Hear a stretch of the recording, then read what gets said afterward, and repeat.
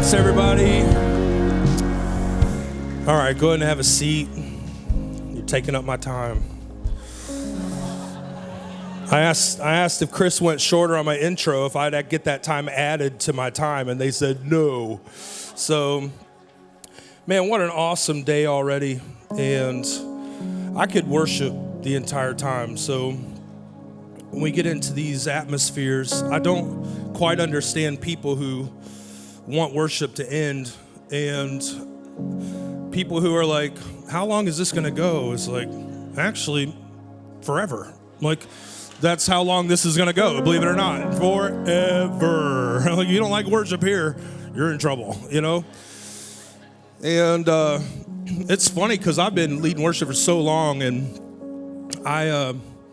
they're bringing me water to pour in my face because I'm already sweating. Like, I said, I'm already sweating. They're like, we got you. So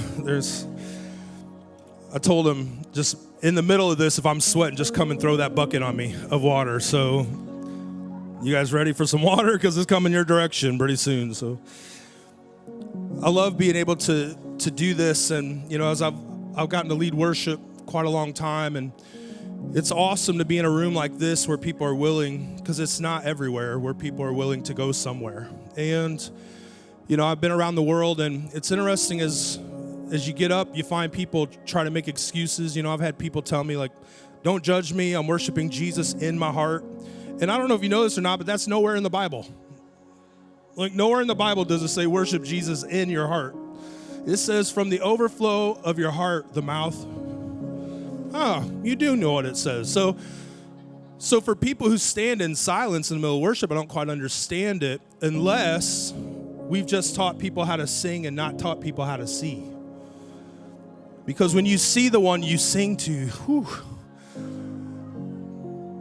like, you can't come up with enough words and you can't have enough time. Like, there's something that just, you always feel like, why are we putting on limits for this part, right? Why are we putting on limits for him? And when you see him and you experience him for real, something shifts in you and changes and radically moves every part of your life around. And I heard recently somebody speak on 3 types of people. There's wise people, there's ignorant people, and there's foolish people. Or there's wise people, foolish people, and evil people. And wise people hear the truth and adjust their life to it. Foolish people hear the truth and try to adjust the truth to fit their life. And evil people hear the truth and don't care. They just want to hurt, okay? I don't think most people are evil. I think most people fit in one of the first 2 categories. We're either wise, where we hear the truth and we adjust our lives to it, or we're foolish, where we hear the truth, but we just want to continue to kind of guide it back to where we're comfortable. And today I'm just going to ask you, this is actually not a hard message, but it's a timely message for me, and it's one that I actually struggled with because I asked the Lord if I could wait and not do it today. Partly because, I don't know about you, but I don't like speed limits. So when I'm riding with my wife and my wife says, hey, the speed limit's 65 or whatever, you know, I don't want to know that, because if I'm ignorant of it, I could just go, right? Once I'm no longer ignorant of it, I have a responsibility to the truth. And the hard part about preaching sometimes is, I think, when it's maybe out of timing, when we're not really ready for it, it's difficult because we're throwing words out, and I'm not quite sure how responsible it is when now you're going to be responsible for a word. It's kind of difficult because in the timing of it, I feel like God's doing something in the earth right now, and there's a part of me that wants to just continually push people into it, but you have to realize that God is waiting for a people who are willing to run with something, not a people who are baked into something. And, you know, when Jesus encounters a demoniac, it says that he casts the demons out, and we love that story, right? But the difficult part about that story is the next part of the story says, and the people came and saw the man dressed in his right mind, and they were afraid. And they asked Jesus to leave. And he did. He did. They asked him to go, and he did. He turned around and walked. He didn't stand around like, don't you know who I am? Don't you know, like, I just set this guy free. But the problem with the people were, as long as they could keep the demoniac at a distance, they were comfortable with it because they were still in control. And when they encountered a God who was bigger than they were, when they encountered a God they couldn't control, when they encountered a God with real power and authority, now they have to make a decision. Am I willing to bend myself to his authority, or am I still wanting to be in charge? And there's something that God is asking us to do, and I believe across the world with HopeUC, and I believe across the world in the body of Christ, especially in this time of turmoil and the stuff that's going on in our political systems and all that. We'll address some of that, I know, stuff later. But it's interesting because as we're going down this, I don't want you to think that you're at a part of history that's never been encountered before, you know? First, when you talk about people like David, I mean, David has enemies and armies trying to kill him all the time, you know? Most of David's prayers in the Psalms is like, God, they're right outside the door wanting to murder me, you know? And most of us have never encountered that, you know, at that level, yet we act like we've always been in that position, you know? And the truth is, most of us are not in that position. And what I love about David is there's something so instilled in David that David has this heart cry after God that continually turns back to him. And sometimes he can sound schizophrenic in the Psalms, right? It's like, where are you, God? And then the next thing it's like, you'll never leave me or forsake me. It's like, which one is it, you know? But it's honestly, he's being honest about the assessment of what he sees in a physical realm, but then he's also returning back to the honest assessment of a realm that is not, it's rarely known, right? It's one that's harder to walk in. It's a realm that's not seen, and he starts to talk about the faithfulness of God and the sovereignty of God and the awesomeness of God. And I love this about David because I believe that God is raising up a remnant of people that have this same stirring inside of them, and I want you to lean into that stirring today. And I love it because David gives us these amazing pictures of how God responds when we ask for something. And I was reading recently in Psalm 42, and I'll start out there. It says this, you know this scripture, as the deer pants for streams of water, so my soul pants for you, my God. My soul thirsts for God, for the living God. When can I go and meet with God? My tears have been my food day and night, while people say to me all day long, where is your God? These things I remember as I pour out my soul, how I used to go to the house of God under the protection of the Mighty One, with shouts of joy and praise among the festive throng. Why, my soul, are you downcast? Why so disturbed within me? Put your hope in God, for I will yet praise him, my Savior and my God. My soul is downcast within me, therefore I will remember you from the land of the Jordan, the heights of the Hermon, from Mount Mizar. Listen to this. Deep calls to deep in the roar of your waterfalls. All your waves and breakers have swept over me. And I love this because David says, I am so thirsty, I need a drink. And God sends a waterfall. When you ask for a drink, God sends a flood. God is so good that he doesn't withhold any good thing from us. And he says, you want something? I'm going to do something. He says, I'm so thirsty, God. And he goes, let me do something for you. I'm going to give you a flood. And he sends this waterfall, and it's this thing where now all of a sudden there's so much goodness and so much mercy pouring out. And I love it because then when you find Jesus later on in the book of John, it says this. This is chapter 7, verse 37. It says, on the last and greatest day of the festival, Jesus stood and said in a loud voice, let anyone who is thirsty come to me and drink. Whoever believes in me, as scripture has said, rivers of living water will flow from within them. This is amazing because now Jesus is actually talking the same thing about God, and he says now, there's not just something that's going to come as just a drink. He says, all who are thirsty, come and drink. But then he says this statement, and he goes, and those who believe in me will have rivers of living water pouring from their bellies. What an amazing concept that this God who we get to go to take a drink now says there's a responsibility to the drink.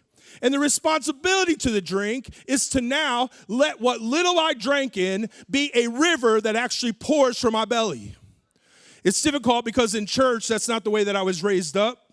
When I was raised up, everything was about us. Everything was about me. Everything was about getting things fixed. Everything was about, actually, the truth is, growing up, it was about not being bad.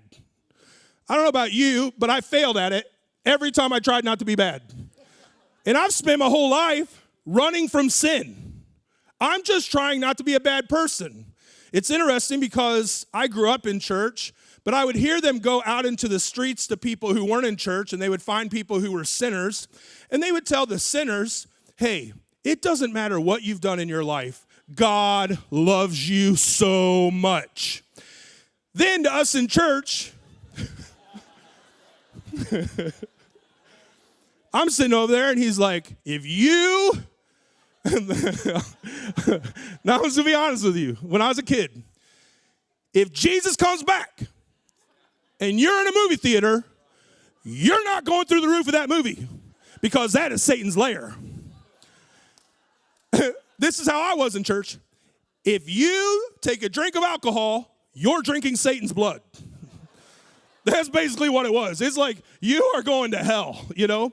And everything was based on this thing of I could make a mistake at any moment that ends up messing up everything for me. And all Christianity taught me to do was avoid everything. It taught me to avoid everything. So I grew up in a church that was constantly pushing me to avoid stuff, to not be bad, to not be a mean person, not be a hurtful person, which is fine. But it's like, do your best to not be bad. And when I was 15, the church was such a mess that it ended up splitting my whole family in half. My dad ended up leaving the ministry. My mom and dad split up. And at 15, here I am. And this is Christianity to me, right? And so I've gone into church. I'm trying not to be bad. Our family's trying not to be bad. And we are broken people consistently. So I end up going in. I'm not going to get into the whole story, but I end up going to college. And luckily, a youth pastor got a hold of me my senior year in high school that actually directioned me to go to a Bible college. I was actually going to go to a secular college, and I was going to study music. And he ended up talking to me going to this Bible college. Well, when I was at the Bible college, my junior year, I ended up meeting this girl who basically changed my life. And I don't know if anybody in here has met that girl, you know, but when I met her, it was kind of like she floated in on a cloud, you know, and you're like, that one's mine. And they're like, well, she has a boyfriend. And I was like, that one's going to be mine, you know. And so it took me a little while to get rid of the other guy, but nobody's ever seen him since. Weird thing, you know? It's like, I don't know. I ate him. That's what I was like. He was a little guy. He was all right. So I met this girl, and she ended up inviting me to this revival service. And I'm at this revival service, and it was actually 3 nights. We had to travel to get there. I was staying with her parents. And the only thing I knew of revival was basically a 3-day meeting, right? And a 3-day meeting was you'd go in. The first day, basically, they convinced us we're all backsliders. Let's give our lives to Jesus again. The second day is like you need to be filled with the Holy Spirit. And the third day is now go win the world, you know? And that was pretty much the typical pattern of all the revival services I'd ever been at because they were just 3-day meetings. Well, this one I was at for 3 days, but this revival had been going on for several months, and thousands of people were going to this little tiny church in the middle of nowhere. The town didn't even have a stop sign in it. And thousands of people had come in to experience the radical move of God in a building. Well, when I got there, if I'm really honest, I was not prepared because the churches that I went did not really require anything from us. We only went to get something to come to us. So when we went in, you know, I grew up where you didn't really hardly even raise your hands. And I grew up in a Baptist Costal type of church, you know, so we were kind of like this. And if you got really radical, you're like, you know, this is pretty radical. And I felt like once I got to this point, you can tell people are staring at you, you know, and you're like, this must be what they were talking about, a persecution, you know, like I'm probably being persecuted for Jesus right now. Like I'm giving my life for the gospel right now, you know. And if it's funny, but that's how dumb it was. And that's the truth. And I'm not exaggerating. That's just how I felt as a kid. Well, now I'm in a church service where as soon as they start, it's packed. I mean, it's so packed. People are standing shoulder to shoulder. They're all the way up. People are sitting on the stage. The room is so full. People are standing everywhere. It's overflow. People are standing outside. They start this service, and every single person in the room starts jumping up and down. And I'm not a jumper. There's several reasons for that, but hey, gravity has a hold on me more than it has a hold on most of you. So it has more to hold on to. So the weird thing is I'm standing so smashed that this is what's happening the whole time, you know? And so I'm giving a sacrifice of praise if I like it or not, you know? And my first instinct is this is emotionalism, right? It's my first instinct. Because it's so different, right? So then worship keeps going, and they worship for an hour and 15 minutes, hour and a half, something like that. Then they get up and they give testimonies of all the things that God has done. It's radical testimonies. And then the pastor still preaches an hour-long sermon. And then at the end of the sermon, which was a great sermon, at the end of the sermon, he says, hey, if you want this, I want you to come up. If you want to experience the power of God, I want you to come up here. And people ran. I mean, it was like a radical, people are pushing chairs out of the way and I freaked out. I was like, this is not right. This is not good. People are falling down. People are laughing. People are crying. I run to the side and I was like, I don't want anything to do with this. Okay. Well, unfortunately, I'm there for 3 days because I'm there with this girl. So I got to make a decision. Is she worth it? You know? So the second day I go, the exact same thing happens. It's worship exactly like it was. Amazing testimonies. Awesome sermon. But when they called for the altar call, I freaked out. And I ran to the side. The third day I'm there and I'm sick to my stomach. I don't want to be here. I actually am starting to say I feel like this is evil. That's how I'm defining now a move of God. And in it, I get radically convicted by God during the sermon. I'm so convicted, I can feel, because the pastor starts talking about, I mentioned the demoniac, he starts talking about Jesus with the demoniac, and then he says a statement. He says, you know, the sad thing is they wanted Jesus to leave, but he said that's happening in this room right now. Some of you have heard of all the testimonies that are happening in this room, and you're still afraid? He said, it's funny, you weren't afraid when they had cancer.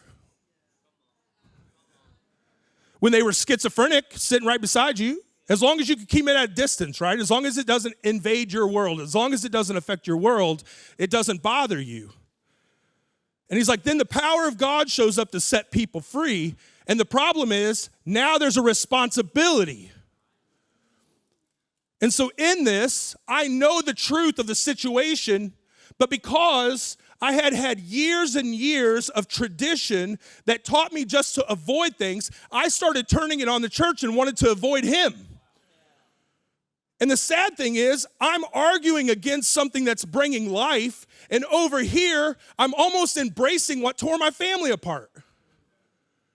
And it's so weird when God starts to shift systems and he starts to bring real life, how you have to start making a decision. Either I'm going to stay with what's kept us sick, or I'm going to move into what God is doing and start affecting things within the earth. Well, in that moment, I had a decision to make. And the truth is, even though I knew I was found out, I still couldn't give myself over to it. I ran and hid in the chairs. I'm a big boy to be hiding. Luckily for me, my girlfriend's mom, now my mother-in-law, she walked over to me and she was like, I think you should get prayer. And I was like, I think you're wrong. She took me by the hand. This is how important this is today. She took me by the hand and she pulled me up front to get prayer. When I got up front, the person stood in front of me, this guy, and all I could think of, this is how religious I was, all I could think of is don't let him look in your eyes. Because I saw Raiders of the Lost Ark. And when they open up that ark and the guy's face melts off, That's how scared I was.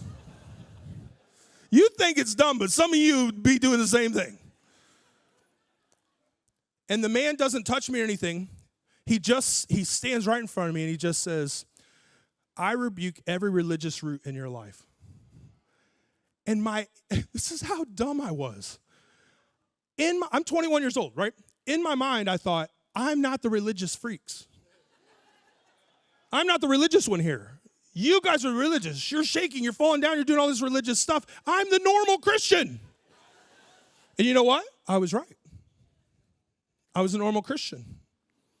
I had no movement of God coming from my life. I had no activity of God coming from my life. I could not be hope for another person. I couldn't get even hope for myself. And he said it a second time. And the third time he said, he didn't know who I was at all. He said, hey, whatever happened in your life when you were 15 years old, whatever happened to your family is not God's fault. He says, you put that on God, and God wants to set you free today. And he said, I'm going to say it again. Whatever religious roots are in your life, I uproot those things. And in its place, I ask that God would flood you with his presence. Well, when he said that, I felt like 1,000,000 gallons of water dumped on me. And I fell face first to the ground. And still, this is how bad it was. This is how locked up I was. I yelled out, I don't want this. And I felt the Lord whisper to me, you don't know what you want. You say you want life. I'm here right now, and you're rejecting it. Because what I wanted was my version of life, which means I just want to feel better in my misery. I just want to feel a little bit better. It's not that I wanted something coming to me like that powerful, because I realize when something comes to you like that, now there's a responsibility that it wasn't just meant to come to you, it's meant to come through you. And in this moment, I'm on the ground, and I felt like this water just constantly, whoosh, whoosh, whoosh, and I felt like this cleansing and this washing, and I laid there for hours on the floor, and the Lord just started doing an incredible work in my life and just said, I want you, Dustin, I want you, I want to be with you, I want to walk with you, I want to restore things in your life, I want to restore things to your family. And something shifted so great in my life in that moment. When I stood up, I was not the same person. There was something so radical, and when something radical happens in your life and you have an encounter with Jesus, it causes you to want to tell everybody. It causes you to act differently. To be honest with you, I was failing my New Testament class for the second time. I hated it. I hated the teacher. I thought it was so dry. I did not enjoy the Bible. I did not enjoy any of that stuff. I'm sitting in this class, and when I get in there, I can't get enough. He starts talking, and it feels like the word of God has come alive inside of me. It's like, I'm like eating this stuff, and I was like, please don't stop, please don't stop. And he's looking at me, he's like, what happened to you, you know? And I couldn't tell him because the school I was at was just like the church I used to be at, you know? And in that moment, I had such an encounter with God that something started shifting in me, and something didn't just come to me, it started to come through me. And it's hard sometimes because when people watch me now and they'll talk about songwriting or they'll talk about sermons or things like that, this isn't something I have to work up. That was when I was 21. I'm 49 years old.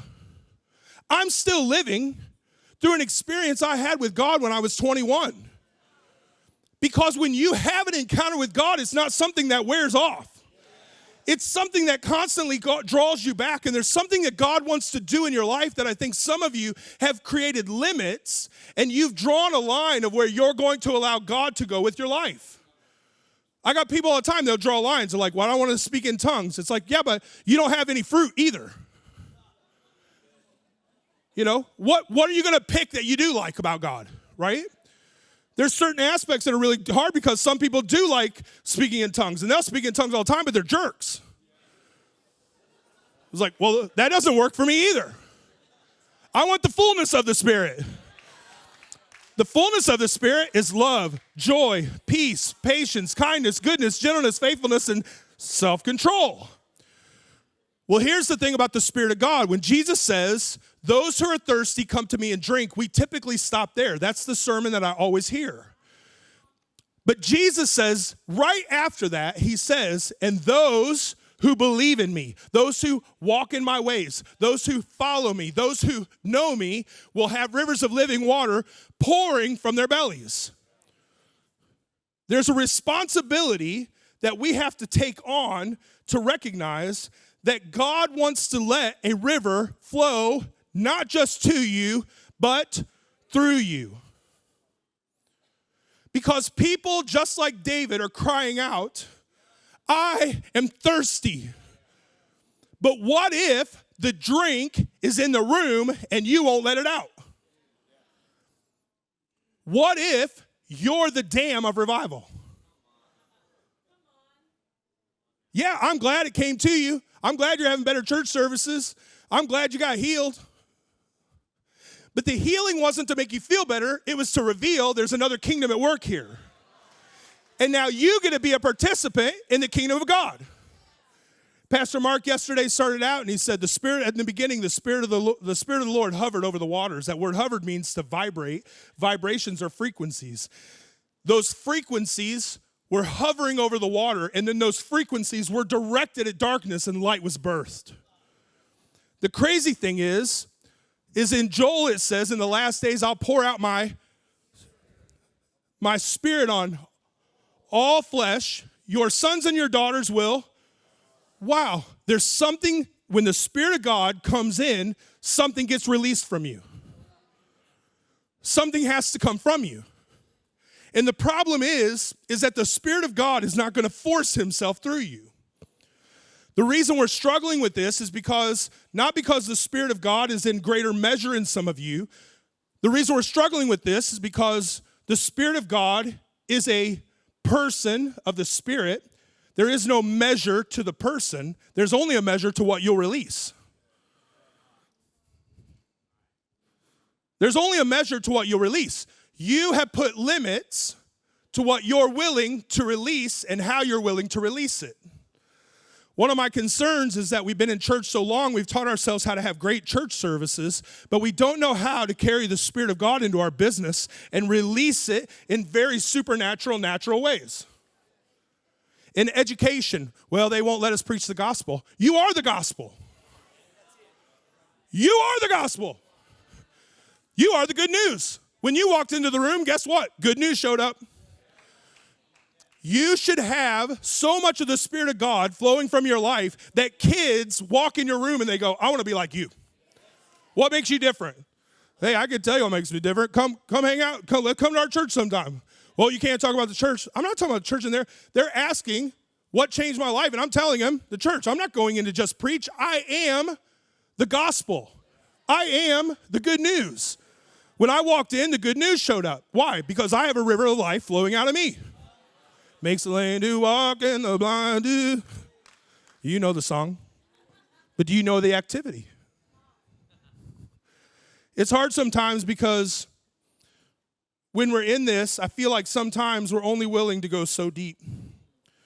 Ezekiel chapter 47, listen to what it says. Now he brought me back to the entrance to the temple. I saw water pouring out from under the temple porch to the east. The water poured from the south side of the temple, south of the altar.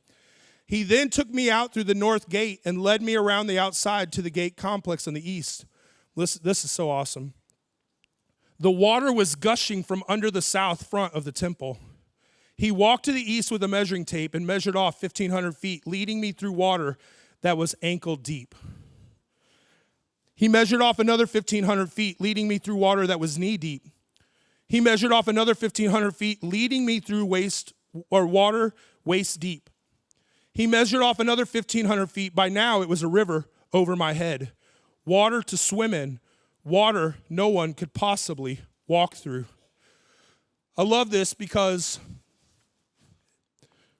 there's a journey here that the Spirit of God is inviting you into. And in this, it's difficult sometimes because many of us in this would come in and we're willing to put ourselves in, but it's ankle deep, right?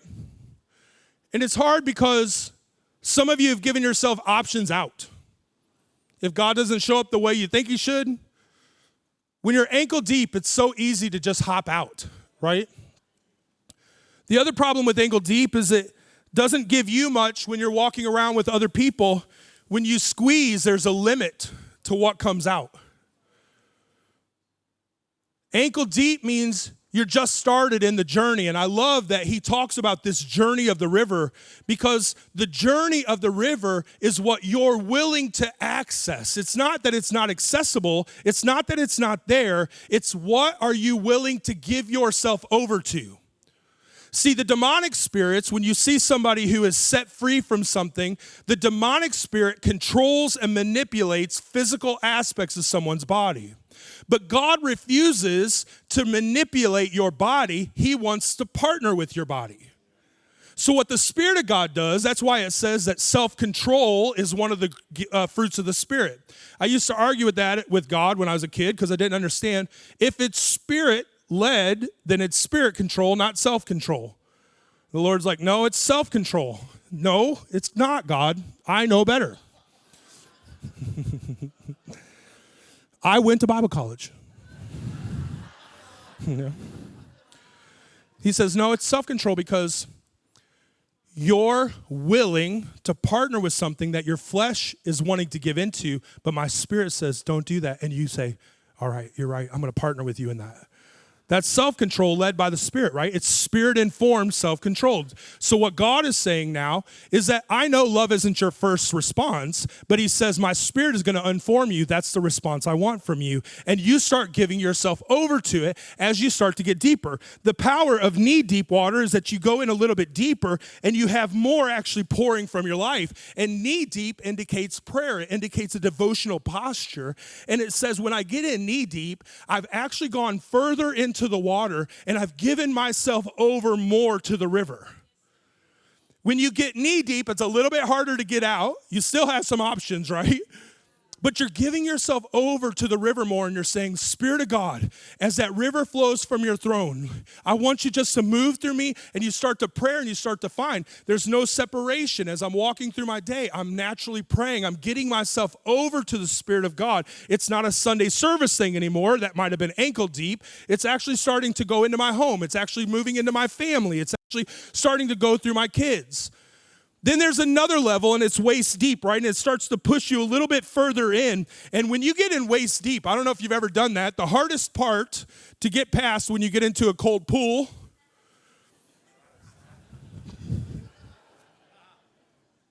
just being honest here, is the productive system, right? The reproductive system, right? You get just above your knees, and you're like, this next one takes your breath away. You know? But the power is, I really believe the beautiful picture of getting waist deep is it does involve the reproductive system, which means now I actually start producing something of the Spirit. See, some people have prayer lives, but it's not really producing anything from them. They're still just trying to get something to them. They understand a little bit of the Spirit, but they're easily switched over to the soul because they have this march back and forth between, I still can get myself out of this, and I'm starting to move myself deeper, but I'm a little afraid of it because I start to lose control. But when I start to go waist deep and I start to get where I still just have part of my body out, I also have so much more that actually gets to be released from myself. And when I walk away, I'm bringing this with me. Now, all of a sudden, there's something that's actually not just coming to me, it's coming through me, and it's now being produced at a spirit level. And then it says the last step was he's going to take us in over our heads, and that's the scariest place to be. It's the most beautiful, but it's the scariest. I don't know if you've ever been in a river that has some kind of movement, but once you're in over your head, your feet lose their grip. And now you are at the mercy of the river. And I'm telling you, there is a remnant of people who are so tired of even just living waist deep that they're saying, I'm willing to take myself and I'm going to plunge myself in. I'm going to plunge myself to where there's so much that can pour out. And I'm going to plunge myself in again. And I'm going to go as deep as I need to go. And some of you see this and you're more concerned about the water getting on the stage than you are about the reality because you don't like messy things. You don't like when it gets messy. You like to be in control. You like it when you get to go and just live this life and you don't have a responsibility to the people around you. And I started even learning this even in church services because I'd go to services and I'd get deep and I'd get knee deep and I'd start to see, now waist deep, and I'd start to see God's producing something here. And I started going to services and people would come in and we saw massive healings. And one night I'm praying for people healing and people are getting healed and touched and God's moving. And it was so powerful. And that night, it's midnight, we leave. And my friend and I drive through this drive-through a place called Whataburger. Anybody ever heard of Whataburger? Okay. It's the kind of place that's open at midnight. So big, greasy burgers, right? So you go through this drive-through, and it's kind of funny because my friend and I ordered triple cheeseburgers with jalapenos. And when we got up to the drive-thru, there's this awesome lady, and she's like, you guys are dumb. She's like eating triple cheeseburgers with jalapenos at midnight, and we're laughing, and she's like, that'd kill me. And I was like, it wouldn't kill you. She goes, I have a bleeding ulcer. That'd kill me in a second, And we're laughing like you laughed. My friend and I get our burgers. We drive back to the hotel. We're sitting in the hotel. We sit down with our greasy burgers, and I look at him, and I can't eat. He's like, you okay? I was like, nope. I was like, are you okay? He's like, nope. I said, can you hear that lady keep saying I have a bleeding ulcer? He's like, that's all I can hear. And the Lord convicted us that you're only willing to produce when they come to you. You're not even listening and aware when you walk out of here. And I want to do something so great in your life that you don't disconnect from the fountain of life. Listen, in Jeremiah 2, it says, you have done two evils. You have forsaken the fountain of life, and you built cisterns that can't hold water. They wanted cisterns so they didn't need to be attached to the fountain. So we thought if we could get our cistern, then we can always show up at the cistern, but the cistern gets leaky because he doesn't want you to rely on yesterday's water. And there's something that God wanted to do, and he started saying, I want you to be aware that I want a river flowing out of you all the time. And some of you in this room, God wants to release songs through you as songwriters, but you're trying to write a song, not let a river flow out. You're not looking in the eyes of people to get a release where something gets to be released to people and a river gets to pour out. You're still sitting around trying to get a song. Some of you want business ideas, but you want business ideas because you want to have a great business. But when you start to find that God wants to do something so radical in reviving a city, and he wants a river to flow through you to do it, then you're going to actually shift everything in your life to go deep, to constantly plunge yourself beneath that flow. I'm going to constantly go to where I'm going to lose control, and I'm not worried about what people think. I'm not worried about what people say. I don't care if they think water's all over the floor. I don't care if it gets a little bit messy. I want something to come from me that's not of me. In 2 Timothy, it says in the last days, they'll be lovers of themselves and all this, but the most damning part is he says, they will deny the very power that could set them free. And for me, I don't want to be those people. Some of you are saying, well, I'm in a dry and desert land. Well, in Isaiah, it says, I will make rivers in a dry wasteland. Maybe you're there because you're supposed to be the river. You keep waiting for a river to come to you. Maybe you are supposed to be the river. Well, it's so hard in my workplace, you don't understand. Oh, yeah, I do understand. I understand that God placed you there for such a time as this, that a river might flow through that might shift everything. And this is supposed to be the sound of rushing waterfalls. And this thing is that God is saying, listen, I've come like a waterfall, but now I need you to roar like a waterfall. And in Revelation 19, it says, surrounding the throne, he heard every tongue, every tribe, thousands and millions upon millions declaring like the sound of rushing waters. And I think God is wanting to do something where he's wanting to release something so wild through this church and this community that it can't be stopped by any political system. It's actually going to guide political systems. They'll start looking to the church again and saying, hey, we need your wisdom. We need the Joseph to step in and give us dreams and help us understand some things. And the very thing you're trying to reject, God is trying to redeem. I'm going to close with this because I got 6 seconds. Listen to what it says in the last, when Jesus comes and he separates the sheep and the goats. He says this. He will place the sheep at his right hand and the goats at his left, and the king will say to those on the right, come, you who are blessed by my Father, inherit the kingdom prepared for you from the creation of the world. For I was hungry and you fed me. I was thirsty and you gave me a drink. I was a stranger and you invited me into your home. I was naked and you gave me clothing. I was sick and you cared for me. I was in prison and you visited me. Then the righteous ones will say, Lord, when did we ever see you hungry and feed you, or thirsty and give you something to drink, or a stranger and show you hospitality, or naked and give you clothing? When did we ever see you sick or in prison to visit you? And the king will say, I tell you the truth, when you did it to one of the least of these, my brothers and sisters, you were doing it to me. And he doesn't separate the sheep and goats by how well you drank. He separates the sheep and goats at the end by not how much you avoided being bad. He separates the sheep and goats, and I think it's interesting that the righteous say, when did we ever give you a drink? We didn't ever see you like that. And they were so willing to serve people who didn't deserve it that Jesus said, you naturally did it for me. You naturally did it to me. And when you withhold that water, the Bible says you have power of life and death in your tongue. And some of you think that means just speaking good or bad. But if you have the power of life in your tongue and you withhold it, then you allow death to continue.